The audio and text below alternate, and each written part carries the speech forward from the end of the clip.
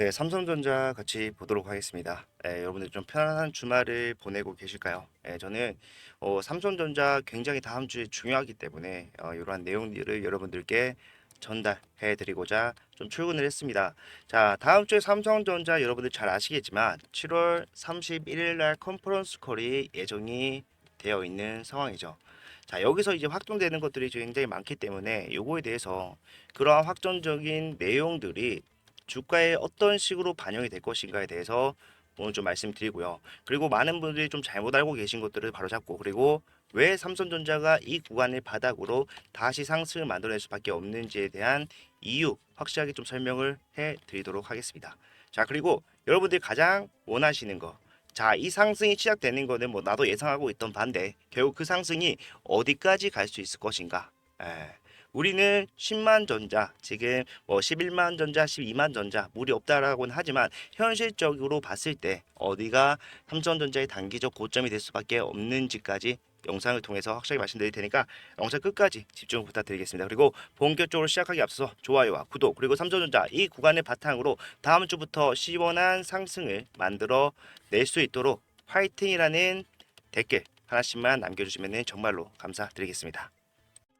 자, 일단 삼성전자 여러분들이 가장 의외라고 생각하는 거는 지금이 전고점에 대한 돌파가 좀 쉽게 나오지 않았다라는 거. 이게 좀 의외라고 생각하실 겁니다. 자, 이 구간에서 우리가 알 수 있었던 거는요. 삼성전자가 2분기 예상 실적이 나오게 됨으로써 결과적으로는 어닝 서프라이즈를 이뤄냈어요. 예. 그런데도 불구하고 돌파가 나오지 않았다. 결국에 실적을 반영받는다고 하더라도 추가적인 상승이 제한될 수밖에 없는 것이 아니냐 이런 생각을 하셨습니다. 자, 그리고 그런 것들이 계속해서 이제 좀 신빙성이 실렸던 게 이유가 뭐냐면요. 자, 삼성전자 같은 경우에는 밑에서부터 올라오는 추세를 좀 봤을 때 계속해서 추세 상단과 하단을 왕복하면서 흐름을 만들어 왔어요. 그리고 딱 맞물렸죠. 이 종고점 구간과 결국에 지금 추세 상단이 맞물려 있었기 때문에 여기서 추가적인 상승이 나오지 못한다. 지금 주가가 빠지면서 추세 중심의 이탈이 나오고 하단으로 가고 있는 상황이기 때문에 이러한 걱정은 더 커지실 수밖에 없다라는 거 잘 압니다. 그런데 우리가 좀 봐야 되는 거는요. 자, 확정 실적이 나오는데 이 확정 실적 같은 경우에는 자, 뭐가 제외되어 있습니까? 자, 엔비디아에 납품을 하게 되는 3 같은 경우에는 우리가 확정을 지었죠. HBM3 당장 8월부터 진행이 돼요. 이러한 것들에 대한 실적이 확정 실적에는 빠져 있어요. 왜? 2분기에는 진행을 한 적이 없기 때문에. 8월 달에 진행을 하는 거는요. 콜테스톤과 불과 얼마 전에 3일 전에 결과 발표가 나온 거기 때문에 2분기에는 빠져 있어요. 그러면은 지금 2분기에 삼성이 이렇게 확정 실적으로서 어닝 서프라이즈 만들어낼 수 있었는데 추가적으로 3분기에 플러스 알파가 뭡니까? HBM에 대한 실적도 포함이 된다라는 겁니다. 실적 모멘텀의 한계가 아니라요. 여기서 추가적인 알파가 나올 수밖에 없는 상황이기 때문에 이 구간에 대한 돌파는 충분히 확실하다라고 말씀드릴 수가 있겠죠. 자, 그리고 저는 추가적으로 좀 기대를 하는 게, 자, 삼성전자 같은 경우에는 이번에 하반기에 1분기, 2분기보다 훨씬 더 큰 매출의 상승이 기대가 되고 있어요. 그런데 이 상승의 기대는 제가 방금 말씀드렸던 HBM 관련이 아닙니다. 여러분들이 의외라고 생각하실 수가 있는데, 자, D램 관련해서 삼성전자는 엄청난 실적을 뽑을 수가 있는 상황이 됐다. 요거는 제가 뉴스를 보면서 제가 설명을 좀 해드리도록 하겠습니다. 자, 지금 범용 D램의 이익률이요, HBM을 넘어선다라고 얘기를 하고 있어요. 지금 많은 반도체 기업들이 HBM을 위해서 D램의 라인을 축소했습니다. 여기까지는 다 아실 거예요. 그런데 사실상 축소를 하게 되면 당연히 공급이 감소될 수밖에 없어요. 그런데 이렇게 안정된 반도체 사업에서는요, 꾸준한 수요가 있죠. 그리고 이 수요가 지금 결국에는 공급을 초월하는 상황이 나왔다라는 거예요. 지금 D램 같은 경우에는 가격이 언제 정해집니까? 분기별로 정해집니다. 1년에 4번. 자, 그런데 이 HBM 같은 경우에는 사실상 지금 엔비디아의 계약으로 인해서 결정이 되기 때문에 1년에 한 번, 1년 단위로 갱신이 된단 말이에요, 가격이. 그렇기 때문에 가격 체결을 했을 때, 계약 체결을 했을 때 1년 동안은 동결인데 그에 반해서 이 D램은 수요와 공급에 따라서 가격이 조정이 쉽게 된다라는 겁니다. 그런데 지금 어떠한 상황입니까? 예, 지금 보시게 되면요. 공급이 타이트한 상황이다라고 얘기를 하면서 하반기 이후부터 범용 D램의 생산 능력 캐파가 큰 삼성이 유리한 환경이 펼쳐질 거라는 전망이 나오고 있는 중이다라고 얘기를 했고요. 결국에 이러한 내용을 하이닉스도 똑같이 얘기를 하고 있어요. 예, 지금 보시게 되면은 D램의 수익성이 HBM보다 높아질 수 있다라고 예상을 했고 이러한 것들이 결국에 누구에게 호재다? 자, 삼성전자에게 호재로 작용할 수밖에 없다라는 겁니다. 예, 그런데 우리가 여기서 간과하면 안 되는 게, 자, 지금 하이닉스나 뭐 마이크론, 그 다음에 TSMC 이런 애들도 바보가 아니죠. 예, 당장에는 D램의 수익률이 더 좋을 수도 있다라는 판단은 예전부터 했을 거예요. 그런데도 HBM에 투자를 하는 이유가 결국에는 이후에는 HBM으로서 기업의 가치 수익이 결정이 되기 때문이잖아요.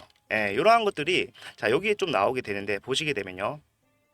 자, 여기 보시게 되면은 자, AI의 수익성에 의문을 갖는 투자자들의 우려에도 빅테크 기업들의 AI 투자는 전망이 좋다라고 얘기를 하고 있어요.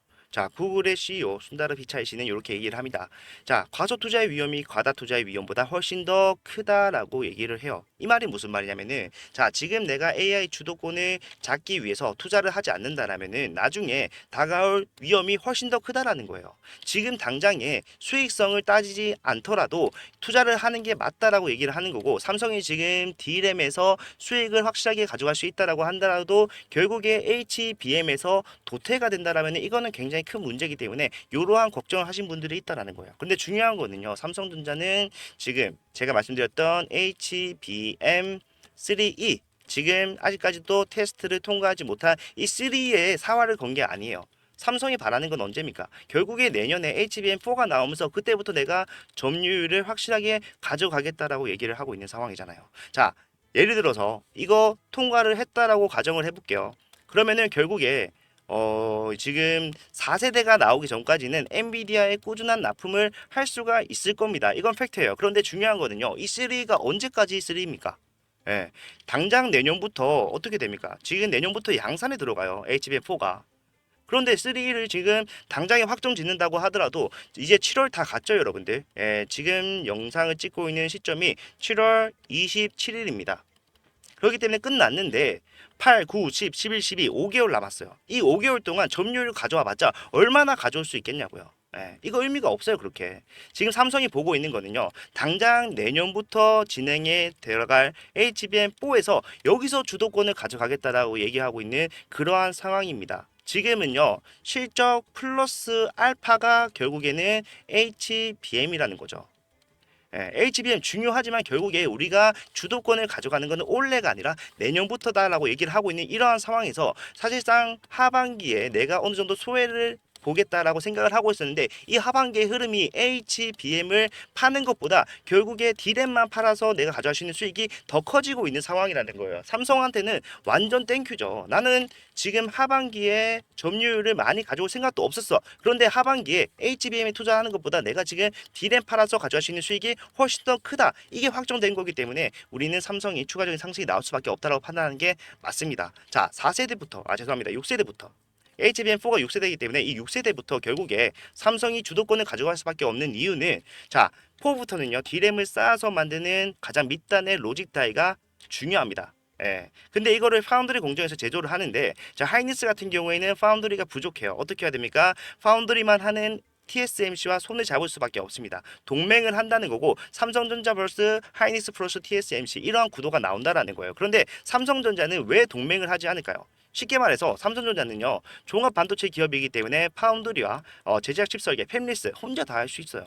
굳이 손잡을 필요가 없다라는 겁니다. 그래서 이제 HBM4부터는 삼성이 주도권을 확실하게 잡고 진행을 할 수가 있을 것이다. 이런 것들이 전체적인 시장의 전망이라는 거예요. 자, 그렇기 때문에 우리는 지금 이 구간을 결국에 조정이 나오고 있긴 하지만 결과적으로 우리가 가격적 메리트가 좋은 구간에서 매수의 관점으로 접근을 해야 된다라는 것을 정확하게 알 수가 있다라는 겁니다.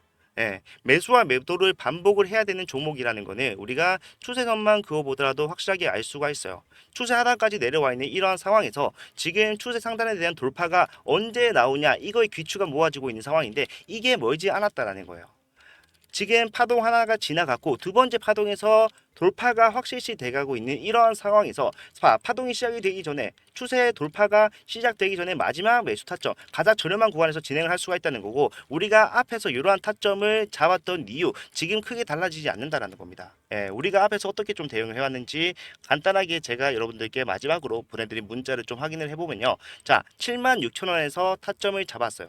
지금 또 수익을 보고 있는 중입니다만은 위에서 매도 타점도 드렸었기 때문에 위에서 수익 실현하고 주가 내려오는 과정에서 다시 매수 타점을 잡고 있는 중이라면은 우리는 수익 실현하고 또 추가적인 수익을 만들어 갈 수 있는 흐름을 전부 다 가져갈 수가 있다라는 거예요. 쉽게 말해서 상승이 나오든 하락이 나오든 우리는 그 구간에 대해서 유연하게 대응을 할 수 있었어야 되고, 이러한 것들을 제가 여러분들이 좀 어렵다고 하시면은 이러한 문자로서 실시간이 반영된 타점 보내드리고 있기 때문에 이러한 것들 받아가시면서 편하게 운영을 하실 수가 있다는 거죠. 예, 저는 이런 것들 당연히 비용 발생하는 거 없이 앞에서 진행을 해왔고, 지금도 마찬가지로 여러 가지 추세들을 확인을 하고요. 거래량 봐야 되죠. 자, 그 다음에 동향.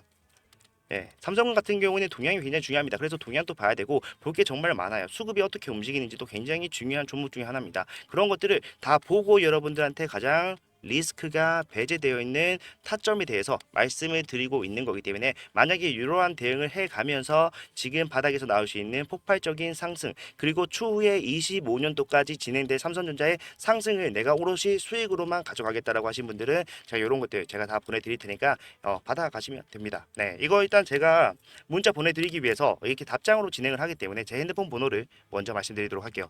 자, 010-4920-8706번. 자, 이쪽으로 삼성이라고 이렇게 문자를 남기시면요, 제가 답장으로서 대응을 시작을 합니다.